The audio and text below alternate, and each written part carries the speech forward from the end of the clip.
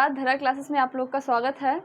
हम लोग धरा क्लासेस के माध्यम से बायोलॉजी की स्टडी कर रहे हैं, जिसमें कि क्लास 12th की बायोलॉजी का 7वां चैप्टर इवोल्यूशन हम लोग पढ़ रहे थे। कल हम लोगों ने देखा था कि जो जियोग्राफिकल डिस्ट्रीब्यूशन ऑफ एनिमल था, उसके बारे में हम लोगों ने देखा था, इरा, इपॉच और पीरियड के बारे में। आज हम लोग देखेंगे जो इवोल्यूशन इन मैन, जो ह्यूमंस में इवोल्यूशन हुआ है, यानी जो मैंस में इवोल्यूशन हुआ है, उसके बारे में देखेंगे। कैसे कैसे किस किस पीरियड में कौन कौन से मैन इवाल्व हुए हैं, उसके बारे में हम लोग देखेंगे। तो जो इवोल्यूशन ऑफ मैन जो है, उसके बारे में हम लोग देखेंगे कि ओरिजिन ऑफ मैन कब हुई, जो मानव है उसकी उत्पत्ति कैसे हुई, किससे हुई, जो मानव है, जो आपका मानव यानी होमो सैम्पियंस है, उसकी जो उत्पत्ति हुई वो किससे हुई। तो जो माना जाता है कि जो मैन है, यानी जो हम लोग हैं होमो सैम्पियंस हैं, उनकी जो उत्पत्ति हुई, उनका जो ओरिजिन हुआ वो कैसे हुआ, तो वो ऐप से माना जाता है। मंकी और ऐप दो वैराइटीज़ होती हैं आपके बंदरों की। तो हम लोग मंकी से ना इवाल्व होके हम लोग किससे इवाल्व हैं, दो ब्रांचेस थी जो कि बट गई। एक ब्रांच आपकी मंकी को जाती थी और दूसरी ब्रांच आपकी एप्स को जाती थी। तो जो ब्रांच आपकी जो ब्रांच आपकी उसमें मंकी में गई, तो उसमें तो अभी भी मंकी हैं प्रेजेंट, और जो ब्रांच आपकी एप्स में गई, उससे जाके फिर मैमल यानी हम लोग इवाल्व हो गए, ऐप से हम लोग इवाल्व हो गए। तो ऐसे ही नहीं, उसमें बहुत ज़्यादा टाइम पीरियड लगा हम लोग के इवोल्यूशन में। तो सबसे पहला जो मैन का फॉसिल रिकॉर्ड पाया जाता है वो अफ्रीका में पाया जाता है। अफ्रीका में सबसे पहला जो फॉसिल रिकॉर्ड ऑफ मैंस का होता है वो कहाँ पाया जाता है, तो वो अफ्रीका में, एशिया में पाया जाता है। तो हम लोग देखेंगे कि जो सबसे पहला फॉसिल रिकॉर्ड है वो कहाँ पाया जाता है, मॉडर्न मैन का। तो मॉडर्न मैन का यानी जो मैन है, मॉडर्न मैन नहीं कहेंगे, मैन कहेंगे, तो उसका जो फॉसिल रिकॉर्ड है वो आपका एशिया, अफ्रीका में पाया जाता है। तो उसका फॉसिल रिकॉर्ड कहाँ कहाँ पाया जाता है, तो ये जो इपॉच में जस्ट चले, जो रीसेंट इपॉच है, उसमें हम लोग इसकी स्टडी करेंगे, जो कि आपका 63 मिलियन ईयर एगो से, अब मिलियन ईयर से अभी तक चल रहा है। आपका जो रीसेंट इपॉच है वो कब से कब तक था, तो कल हम लोगों ने देखा था वो आपका 63 मिलियन से अब तक, यानी प्रेजेंट टाइम में, जो आपका प्रेजेंट टाइम है उसमें जो चल रहा है वो क्या चल रहा है, तो वो रीसेंट इपॉच चल रहा है, जिसमें कि हम लोग जो मैन की कैटेगरी है उसको डिवाइड करते हैं। तो जो सबसे पहला ओल्ड मैन है वो आपका क्या है, तो वो है ड्रायोफिथेकस, फिर आपका ओस्टियोफिथेकस, रामाफिथेकस, फिर आपका ऑस्ट्रेलोफिथेकस है। फिर हम लोग देखेंगे ये जो 4 मेन वैराइटीज़ हैं आपकी मैंस की। फिर इसमें एक आपका टॉपिक आता है कि सिमिलैरिटी ऑफ एप्स, यानी जो मैंस हैं, जो उस ज़माने के मैंस थे, उनमें क्या सिमिलैरिटी एप्स की थी, और सिमिलैरिटी ऑफ मैन, यानी जो आज के हम लोग मॉडर्न मैन हैं, उसकी क्या सिमिलरिटीज़ थी पहले जो फॉसिल रिकॉर्ड देखे गए उनमें। तो देखेंगे हम लोग कि जो आपका ड्रायोफिथेकस है ये कैसे हुआ करते थे। तो जो फिथेकस मैंस थे या ऐप थे, तो उनमें क्या है, हैव इरेक्ट बॉडी, जो उनका बॉडी पोर्शन था वो खड़े होके नहीं चल पा रहे थे। उनका जो बॉडी पोस्चर था वो झुक के चलते थे। उनकी जो नी थी, यानी जो उनकी ठुड्डी थी वो भी नहीं थी। उनकी आईब्रोज काफ़ी ज़्यादा उभरी हुई थी। जो माउथ था उनका, जो उसमें काफ़ी ज़्यादा प्रोटोबेरेंस था। तो वो देखने में उनका जो फेस था वो कुछ ऐसे दिखता था। जो आपके पहले के यानी जो ड्रायोफिथेकस थे, उनका जो फेस था, वो जो बॉडी पोर्शन था वो इरेक्ट नहीं था। और जो फीड करते थे वो फूड पे, आपके फ्रूट्स पे फीड करते थे, कुछ लीव्स पे भी फूड करते थे। तो उनको हम लोग ड्रायोफिथेकस कहते थे। जो ड्रायोफिथेकस थे ये आपके कार्निवोरस नहीं थे, यानी मांसाहारी नहीं थे। ड्रायोफिथेकस जो थे वो आपकी फ्रूट्स पे फीड करते थे। फिर ड्रायोफिथेकस के बाद आपका आता है ऑस्टियोफिथेकस। ये कैसे थे, तो ये कुछ कंडीशंस में आपके जो ड्रायोफिथेकस हैं, इनसे कुछ ज़्यादा आपकी ऐसे कुछ ज़्यादा इवॉल्व थे। जो आपके ड्रायोफिथेकस से, इनसे कुछ ज़्यादा आपके इवॉल्व थे। ऑस्ट्रियोपिथेकस। तो जो ड्रायोपिथेकस था they are trial to evolve in Miocenic epoch. जो आपका मियोसिनिक इपॉच था उसमें ये लोग इवॉल्व हुए थे। जो आपके ड्रायोपिथेकस थे वो किस इपॉच में इवॉल्व हुए थे? तो आपका जो मियोसिनिक इपॉच था,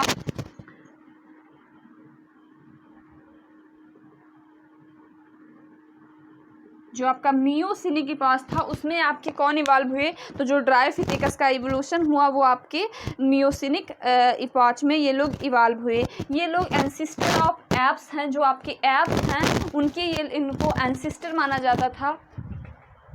एप्स के एंसिस्टर तो सारे हैं, पर ये आपके जो एप्स थे यानी जो बंदर से कुछ हद तक उनमें सिमिलरिटीज़ जो हैं वो हम लोगों में ज़्यादा पाई जाती हैं। तो ये इनकी सिमिलरिटी ऐप से यानी इनको रिसेंट ऐप माना जाता था। तो ये इनका बॉडी पोस्चर इरेक्ट नहीं था। तो ये बातें हो गई आपके ड्रायोपिथेकस की। हम लोग अब सेकंड जो आपका है ऑस्ट्रियोपिथेकस, इसके बारे में देखेंगे।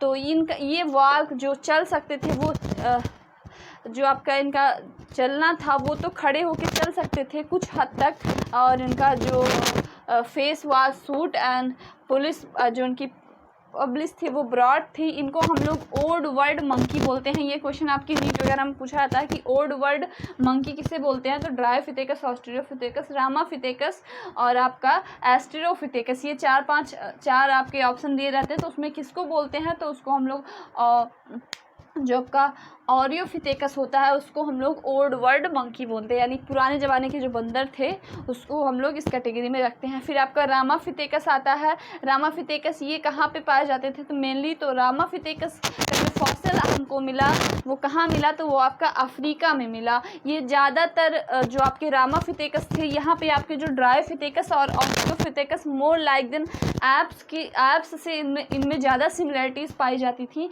लेकिन जो आपका तीसरा फॉसिल रिकॉर्ड यानी रामापिथेकस का जो फॉसिल रिकॉर्ड मिला उसमें जो सिमिलरिटीज़ थी वो आपकी मैंस जो थे उनसे ज़्यादा सिमिलरिटीज़ में पाई जाती थी। एप्स से इनकी सिमिलरिटी कुछ कम थी। तो इसीलिए हम कुछ ज़्यादा हद तक ये मैन से इवॉल्व हुए। तो इनमें जो सिमिलरिटीज़ थी वो किससे ज़्यादा थी? तो वो इनमें सिमिलरिटी जो थी मैन से ज़्यादा थी और एप्स से इनकी सिमिलरिटीज़ कम थी। इसमें जो ड्रायोपिथेकस, ऑस्ट्रियोपिथेकस है इसमें जो है आपकी एप्स से सिमिलरिटी ज़्यादा हैं और मैन से सिमिलरिटी कम थी। इनके जो टीथ थे, ऊपर वालों के टीथ जो थे वो ओवरलैप थे, लेकिन इनके टीथ आपके ओवरलैप नहीं थे। इनके टीथ जो थे वो नॉर्मल थे। जो आपका इंसीजर और कैनाइन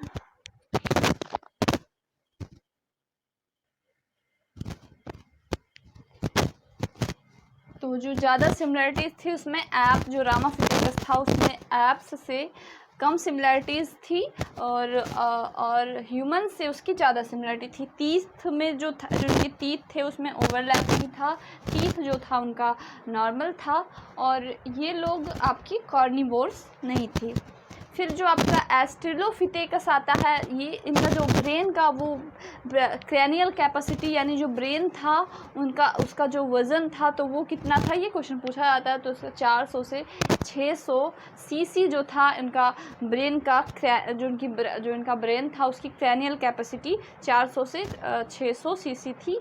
और जो औसत होता है यानी जो मिडिल, क्योंकि कई सारे फॉसिल्स मिले तो उसमें क्या होता है औसत निकाला जाता है कि जो मैक्सिमम यानी जो कम था और ज़्यादा यानी बीच का औसत निकाला जाता है। तो उनका जो क्रैनियल कैपेसिटी वो 400 से 600 सीसी इनकी क्रैनियल कैपेसिटी जा सकती थी, लेकिन इसका औसत जो था वो 500 सीसी था। तो जो आपका एस्ट्रोलोपिथेकस थे उसकी जो क्रैनियल कैपेसिटी थी वो कितनी थी? तो औसत में आपका 500 और वैसे 400 से 600 सीसी जो थी इसकी क्रैनियल कैपेसिटी थी। फिर जो हम देखते हैं कि इनके ये जो एप्स और इनके बारे में हम लोगों ने देखा, फिर ये देखेंगे कि जो जैसे सिमिलरिटीज़ ऑफ एप्स इन जो आपका जैसे ड्रायोफिथेकस, ऑस्ट्रेलोपिथेकस और रामाफिथेकस को हम लोगों ने पढ़ा, तो इसमें देखेंगे कि सिमिलरिटीज़ ऑफ एप्स क्या है और फिर डिससिमिलरिटीज़ ऑफ एप्स क्या है, सिमिलरिटीज़ ऑफ ह्यूमंस क्या है, जिससे कि हम लोगों ने ये माना कि इससे ही आपके ह्यूमंस यानी मॉडर्न मैन इवॉल्व हुए। तो देखेंगे हम लोग कि सिमिलरिटीज़ ऑफ एप्स क्या है। तो इनका जो फेस था वो, उसमें फेस में इनके प्रोटूबरेंस था, यानी फेस में उभार था, जो आपका माउथ पोर्शन था वो उभरा हुआ था, और बाकी सारे पोर्शन जो थे वो धसे हुए थे। फिर आपका माथा भी था वो कुछ उभरा हुआ था। तो ये सिमिलरिटीज़ आपकी एप्स से हो गई कि जो इनका माउथ पोर्शन था जैसे वो उभरा हुआ था। फिर सिमिलरिटीज़ ऑफ मैन फिर इसमें क्या था, जो चिन थी यानी जो ठुड्डी होती है वो इनमें एब्सेंट थी, इनकी जो चिन थी वो एब्सेंट थी। जो आईब्रो थी वो कवर्ड थी, वो इनकी कवर्ड थी। तो ये सारी सिमिलरिटीज़ जो हो गई वो किससे हो गई, तो वो एप्स से इनकी सिमिलरिटीज़ हो गई। फिर देखते हैं हम लोग सिमिलरिटीज़ ऑफ मैन कि इनमें मैंस में क्या सिमिलरिटीज़ होती है। तो जो एप्स होते हैं वो आपके 4 पेडल होते हैं, यानी वो बाईपेडल नहीं होते हैं। जनरली वो लोग आपके 4 पैर यानी हाथ, 4 लिम्ब और हैंड लिम्ब दोनों का यूज़ करते हैं आपके वॉकिंग में, चलने में। नॉर्मली वो लोग चलते भी नहीं हैं, क्लाइंबिंग करते हैं, पेड़ों पे रहते हैं। तो वो लोग आपके हैंड लिम्ब और 4 लिम्ब यानी हाथ और पैर दोनों का यूज़ करते हैं नॉर्मल कंडीशन में चलने के लिए। फिर इनमें क्या सिमिलरिटी थी, ये लोग जो आपके जैसे आपका रामाफिथेकस, ऑस्ट्रेलोपिथेकस, इनमें ऐसा पाया गया कि ये लोग बाईपेडल थे, यानी 2 पैरों पे ये लोग जर्नली कुछ समय तक चल सकते थे। तो इनमें ये सिमिलरिटीज़ थी कि ये लोग बाईपेडल थे। और फिर जो सेकंड सिमिलरिटी थी, रनिंग मूवमेंट भी परफॉर्म कर सकते थे। इनका ये थंबलेस थे, इनमें अंगूठा जो था उनमें नॉन फंक्शनल था। जो आपकी और अदर 4 फिंगर्स थी वो आपकी फंक्शनल थी, जो इनका थंब था वो नॉन फंक्शनल था। तो ये सारी सिमिलरिटीज़ हो गई आपकी मैंस के। और जो आपकी सिमिलरिटीज़ ऑफ एप्स यानी जो एप्स से इनकी सिमिलरिटीज़ है और मैंस से इनकी सिमिलरिटी जो है। और फिर ईट एट वेजिटेबल्स, ये सब्जियों पे, फ्रूट्स पे, लीव्स पे ईट करते थे।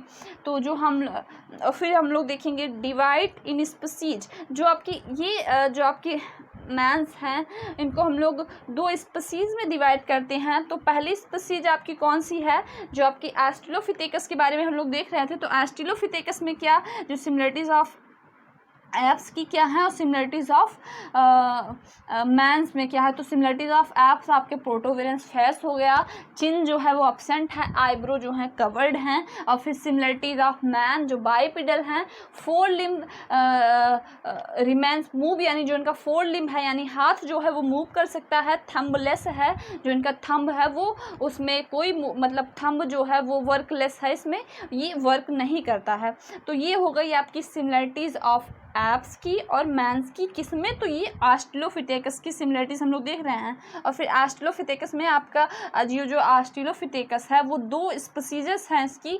ऑस्ट्रेलोपिथेकस की 2 स्पीसीज हैं, ऑस्ट्रेलोपिथेकस अफ्रीकन्स जो कि अफ्रीका में पाया जाता है, और फिर ऑस्ट्रेलोपिथेकस रॉबर्टस। ये आपकी 2 स्पीसीज हैं, स्पीसीज और जीनस के नीचे अंडरलाइन। तो ये 2 स्पीसीज़ हैं आपकी किसकी, ऑस्ट्रेलोपिथेकस की। तो पहली स्पीसीज हम लोग जो देखते हैं अब ये आपकी 2 स्पीसीज़ हैं, स्पीसीज़ के बारे में हम लोग को ज़्यादा नहीं देखना है। आप ये जानिए कि जो ऑस्ट्रेलोपिथेकस है इसमें कैसे उसका जो क्रैनियल कैपेसिटी है, ये मोस्ट इंपॉर्टेंट है। आपके क्वेश्चन पूछे जाते हैं इससे नीट वगैरह में कि क्रैनियल कैपेसिटी क्या क्या होती है। तो इसकी क्रैनियल कैपेसिटी देख लिए हम लोग। और फिर पहला जो फॉसिल पाया गया वो कहाँ पाया गया वो देख लीजिए कि जो पहला सबसे ज़्यादा ऑप्शन में आपका अफ्रीका रहता है, एशिया भी है लेकिन अफ्रीका आपका मोस्टली माना जाता है कि जो ह्यूमंस का फॉसिल मिला वो कहाँ मिला, तो वो अफ्रीका में मिला। फिर देखेंगे कि जो इनका क्रैनियल कैपेसिटी है, याद रखिएगा क्रैनियल कैपेसिटी से क्वेश्चन आते हैं कई सारे। तो क्रैनियल कैपेसिटी याद रखिएगा। फिर इसमें जो सिमिलरिटीज ऑफ एप्स फिर मैंस, फिर इसका 2 डिवीज़न, 2 इसकी जो ऑस्ट्रेलोपिथेकस है वो 2 सब स्पीसीज में डिवाइड, जो 2 स्पीसीज में डिवाइड है, ऑस्ट्रेलोपिथेकस अफ्रीकन्स और ऑस्ट्रेलोपिथेकस रॉबर्टस। ये जो है वो अफ्रीका में पाया जाता था, इसीलिए इसको ऑस्ट्रेलोपिथेकस अफ्रीकन्स बोलते हैं। तो प्री हिस्टोरिक मैन यानी जो आज के मानव हैं, यानी पहले ये हिस्टोरिक मैन्स हो गए, फिर प्री हिस्टोरिक मैन यानी जो मॉडर्न मैन के जस्ट पहले वाले मानव के हम लोग बारे में देखेंगे। तो उसमें आपको जो पहला मानव पढ़ना है वो क्या पढ़ना है, होमो हैबिलिस को पढ़ना है, होमो इरेक्टस को पढ़ना है, फिर होमो परकिंसिस को पढ़ना है। तो जो होमो हैबिलिस है उसको हम लोग हैंगिंग मैन बोलते हैं, फर्स्ट टूल मेकर बोलते हैं, जो पहला औजार जिसने पत्थर के औजार बनाए, हिस्ट्री में भी इसको पढ़ा जाता है। जो होमो हैबिलिस है उसको क्या बोलते हैं, उसको हैंगिंग मैन बोलते हैं। ये टंगे रहते थे तो इसको इसलिए हैंगिंग मैन बोलते हैं। फर्स्ट टूल मेकर, पहला जो औजार था वो शिकार के लिए पहला औजार पत्थर वगैरह लगा के लकड़ी में उसको इन्होंने बनाया। तो फर्स्ट टूल मेकर याद रखिएगा। Can not walk freely erect, ये खड़े होके ठीक से चल नहीं सकते थे ज़्यादा समय तक। इनकी जो क्रैनियल कैपेसिटी है वो याद रखिएगा, तो 700 से 800 सीसी जो इनकी क्रैनियल कैपेसिटी है यानी जो दिमागी क्षमता है वो कितनी थी, तो 700 से 800 सीसी थी। फिर आपकी होमो इरेक्टस, इरेक्टस मतलब ये इरेक्ट होके चल सकते थे, इसे कॉमनली हम लोग जावा मानव बोलते हैं।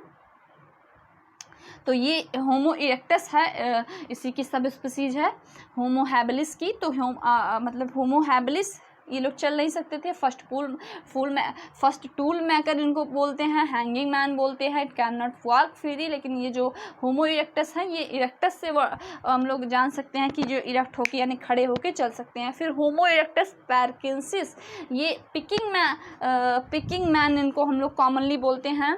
तो इनकी जो क्रैनियल कैपेसिटी है वो कितनी है, तो 940 सीसी इनकी जो है क्रैनियल कैपेसिटी है। हम लोग की क्रैनियल कैपेसिटी कितनी है, तो हम लोग की क्रैनियल कैपेसिटी अभी 1400 सीसी है। तो इनकी क्रैनियल कैपेसिटी देखिए कितनी कम है, आपकी केवल 940 सीसी ही इनकी क्रैनियल कैपेसिटी है। तो ये हम लोग प्री हिस्टोरिक मैन को देखते हैं। फिर आपका आएगा मॉडर्न मैन यानी आज के मानव के बारे में। देखिए जो आपका होमो इरेक्टस जिसको हम लोग जावा मानव बोलते हैं, इसकी क्रैनियल कैपेसिटी नहीं दी गई थी। तो इसकी क्रैनियल कैपेसिटी आपकी कितनी होती है, तो 490 सीसी इसकी क्रैनियल कैपेसिटी किसकी होती है, तो होमो इरेक्टस की आपकी क्रैनियल कैपेसिटी इतनी होती है। फिर होमो इरेक्टस पैरकिंसिस की आपकी क्रैनियल कैपेसिटी 800 से 1200 सीसी होती है। और औसत इसका जो होता है